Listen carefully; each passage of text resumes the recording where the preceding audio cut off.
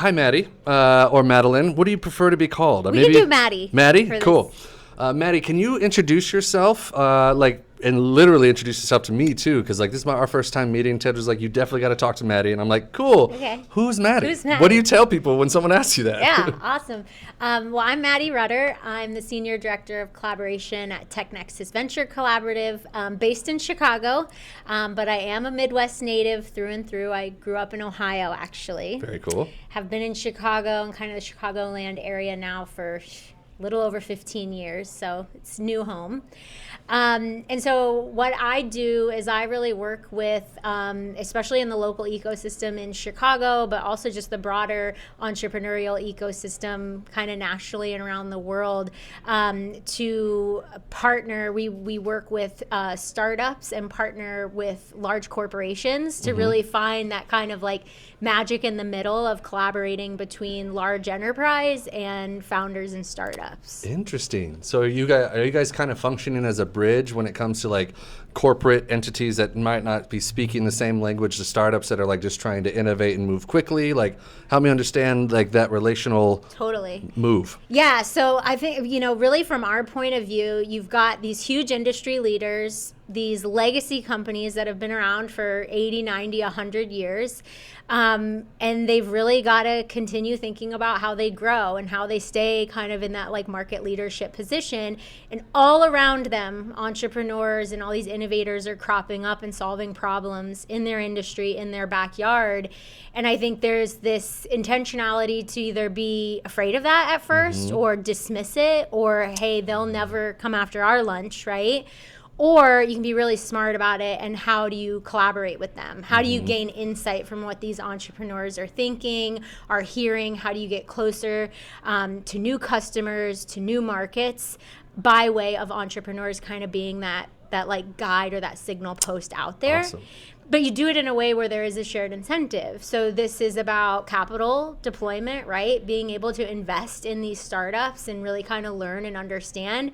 But then also for corporations to really have this ecosystem development too. So how can they be leveraging their access and their ability to engage with startups with capital to kind of create this bench, this marketplace, this ecosystem around the things that they care about in their industry? That's really cool. So what are some of the, can you give us any examples of maybe a specific corporation that has partnered with an entrepreneur or something like that, where you guys were able to kind of be that in between, if you will? Yeah, absolutely.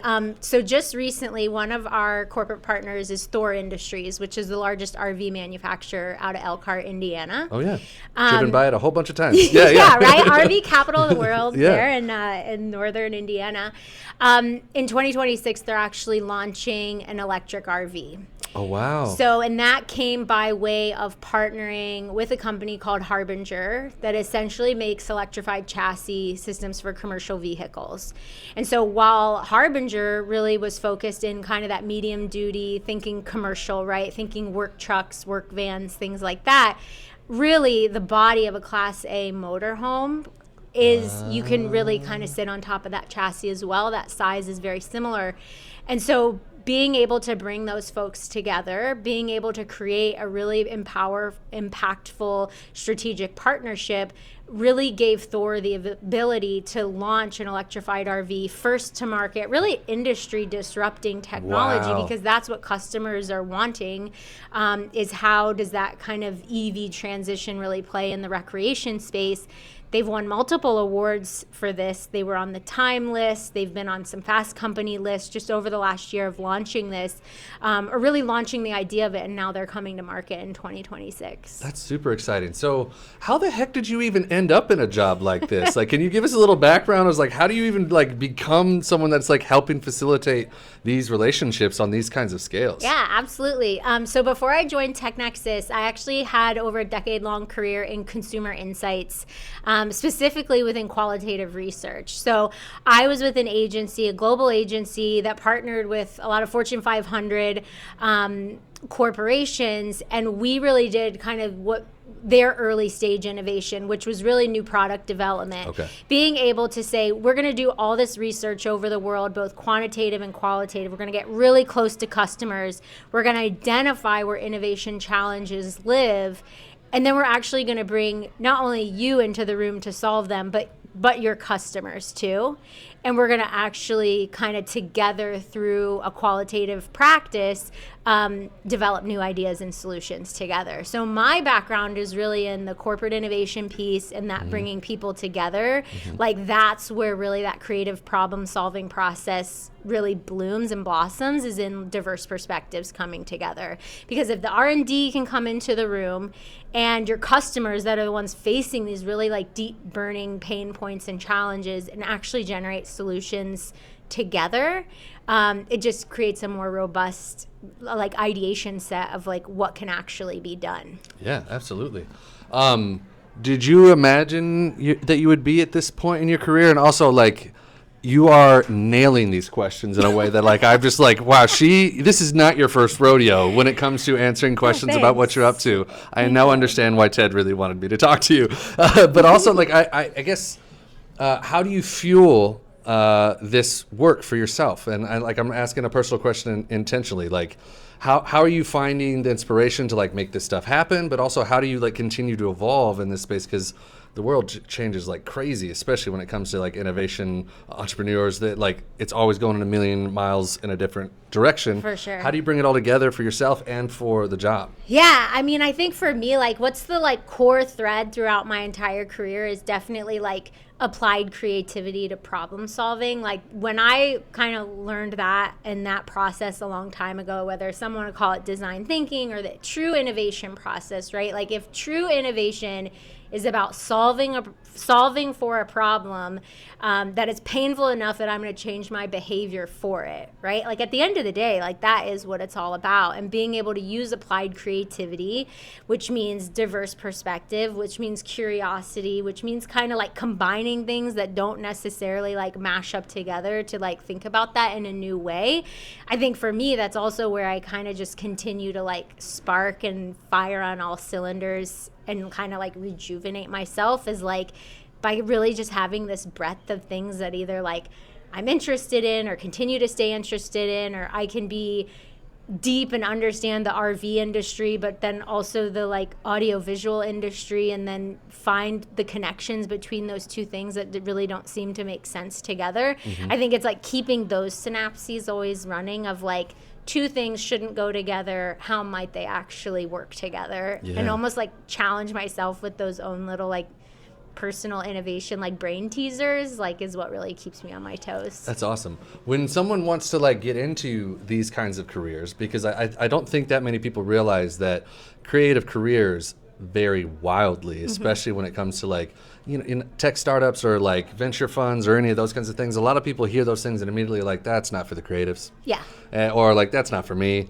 And the reality is like those places are kind of desperate for people that can actually do what you're talking about, taking two disparate ideas and combining them. Creatives, that's what they're there for. Yeah. So like, how would you encourage people to like kind of get access into that, or like even try to like go into those different spaces? For sure. I think especially in like the venture industry, what was such a huge eye-opening kind of like career changer for me was actually learning about this whole VC platform, VC operator role within venture capital that like I had no idea existed when I first joined this firm. I mean, quite frankly, had a lot of my own imposter syndrome of like, I am not a finance person. Yeah. I don't know what they're talking about. I'm a marketer. I'm a creative. I'm one of these, like, what am I doing here?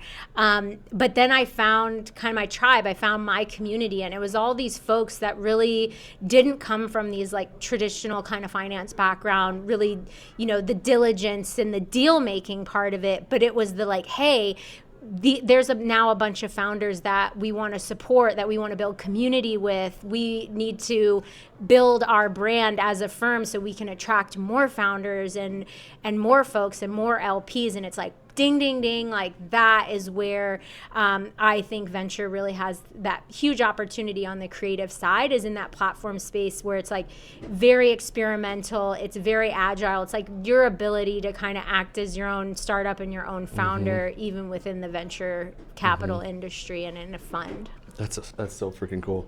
I did want to ask, what books do you read, or what things do you read right now to keep those creative juices flowing? Are you a reader of any kind? Or like I'm a podcast dabbler, media? podcast media. Yeah, I mean, frankly, I don't really listen to any business. My favorite podcast I listen to on the weekly is the Handsome Pod.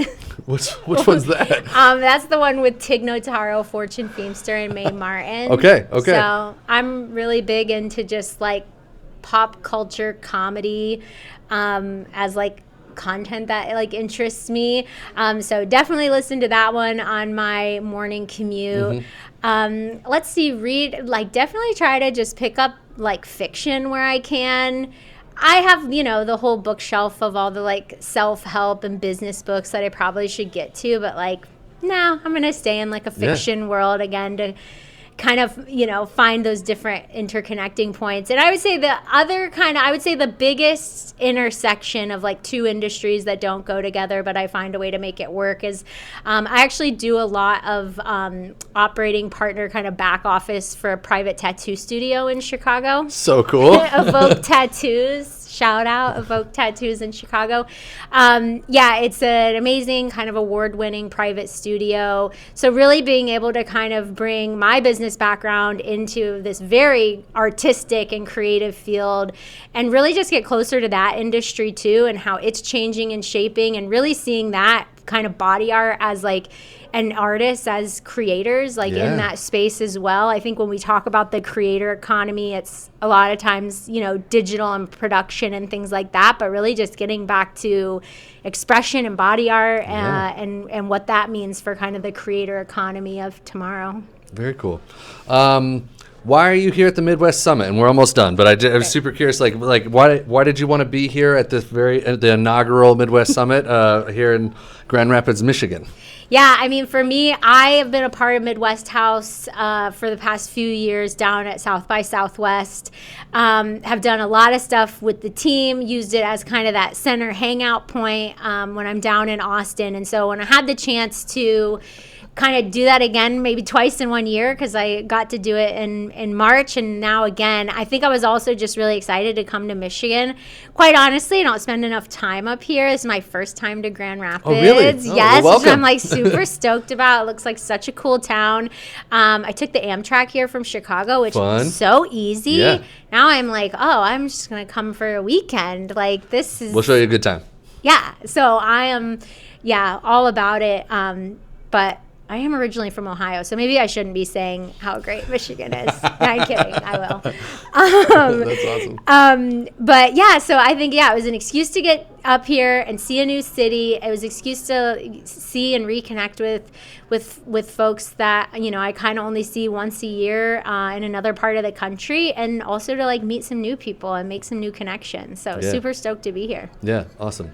Last question, and mostly like how do people actually innovate? Because that word is used all of the time, and it's being used in this conference like crazy.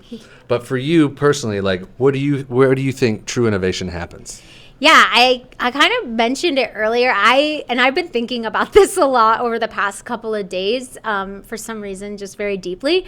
I really think it happens from a place of solving a problem that is painful enough that you're going to change the way you do something. Right? Because I think it's easy, whether you're a founder or startup or have this great idea or see even a problem in your industry or in your world and say, I could solve that, and great, and you can, but is it so painful enough that people are going to actually stop doing one thing, and the one thing could be nothing, is the inertia, right? And actually behavior change to something else. And I think that's when you're truly on to something, or you really truly see what innovation looks like, is when it becomes such a no-brainer to kind of change your behavior towards something. That's awesome. Maddy, it was really nice to meet you. Yeah, you too. Where should people find you online or any of those spots? Do you have an Instagram? Do you have a website? Or the venture that you want to point them to? Yeah, I would say definitely my LinkedIn, Madelyn Rutter, on LinkedIn. Also, I'll continue to shamelessly plug, if you're in Chicago and want to get tattooed, evoketattoos.com. I mean, we might need to go to Chicago. Come to Chicago, get tattooed. Why not? But yeah, mostly my LinkedIn. That's where you can find me. Cool. Thank you so much for doing this. It was so nice to meet you. You too. Yeah.